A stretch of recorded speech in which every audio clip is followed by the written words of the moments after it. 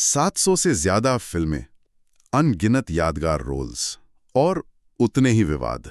आज हम बात कर रहे हैं एक ऐसे नाम की जो बॉलीवुड में विलेन और कॉमेडी दोनों का दूसरा नाम बन गया। शक्ति कपूर। लेकिन ये कहानी सिर्फ फिल्मों की नहीं है। ये कहानी है पावर की, दोस्ती की और इंडस्ट्री के उन डार्क सीक्रेट्स की जिन पर अक्सर पर्दा डाल दिया जाता है। हमारे पास जो जानकारी है उसके आधार पर हम उनकी पूरी कहानी देखेंगे, बिना किसी लाग लपेट के। तो चलिए शुरू करते हैं इस गहरी पड़ताल को। तो सबसे पहले शक्ति कपूर का असली नाम था सुनील सिकंदर लाल कपूर। दिल्ली की एक मिडिल क्लास फैमिली से। हाँ, और बॉलीवुड का सफर जैसा होता है आसान नहीं था। शुरुआती साल तो पूरे रिजेक्शन, छोटे मोटे साइड रोल्स और विलेन के हेल्पर बनने में गुजरे। पर एक बात साफ थी, ये बंदा कैमरा से नहीं डरता।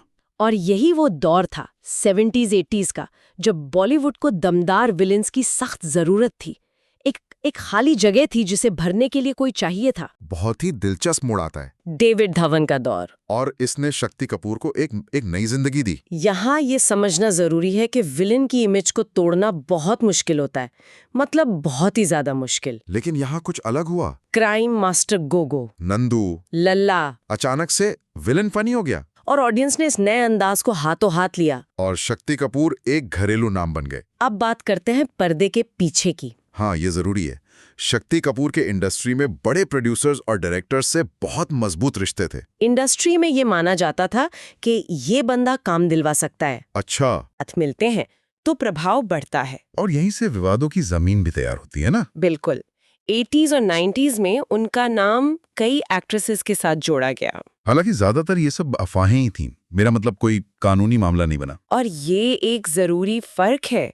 गॉसिप और क्राइम एक चीज नहीं होते। सही बात है। उस दौर के बॉलीवुड का कल्चर ही ऐसा था जहां इन बातों पर एक तरह से चुप्पी साध ली जाती थी। और फिर आया साल 2005 और वो स्टिंग ऑपरेशन, जिसने पूरी इंडस्ट्री को हिलाकर रख दिया। वो फुटेज, उसमें आपत्तिजनक बातचीत और काम दिलाने के इशारे थे। इस पर शक्ति कपूर का जवाब था एक पब्लिक माफी। हाँ, और ये दावा कि वीडियो के साथ छेड़छाड़ की गई है। लेकिन कानूनी तौर पे उन्हें कोई सजा नहीं हुई। लेकिन यहाँ दिलचस्प बात यह है कि कानूनी नतीजे से ज्यादा पब्लिक परसेप्शन ने नुकसान किया।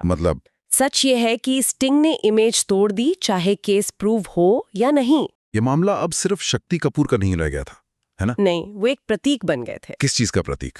इंडस्ट्री के पावर इम्बैलेंस का, नए एक्टर्स के डर का और उस चुप्पी का जो ऐसे मामलों पर साध ली जाती है। कॉस्टिंग काउच, ये टॉपिक पहली बार इतने बड़े पैमाने पर पब्लिक के सामने आया था। एग्जैक्टली। इस मुश्किल दौर में उनकी फैमिली, खासकर उनकी पत्नी शिवांगी कपूर और बेटी श्रद्धा कपूर उनके साथ खड़ी रही। हाँ, और विडंबना देखिए। क्या? जब बाप का करियर गिरा, बेटी स्टार बन गई। ये तो है। बाद में शक्ति कपूर ने सपोर्टिंग रोल्स और टीवी शोज के जरिए एक शांत सर्वाइवल का रास्ता चुना। तो आज इतने सालों बाद शक्ति कपूर की विरासत क्या है?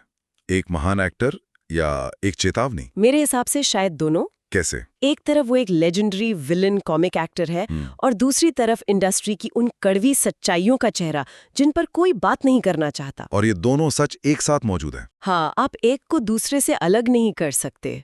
शक्ति कपूर की कहानी सिर्फ सफलता या सफलता की नहीं है, ये बॉलीवुड के उस पावर सिस्टम की कहानी है। बिल्कुल। जहाँ टैलेंट आपको ऊपर ले जाता है लेकिन पावर गिरने पर आपको माफ नहीं करती। इसीलिए ये विश्लेषण एक आदमी पे नहीं बल्कि पूरे सिस्टम पर एक सवाल है।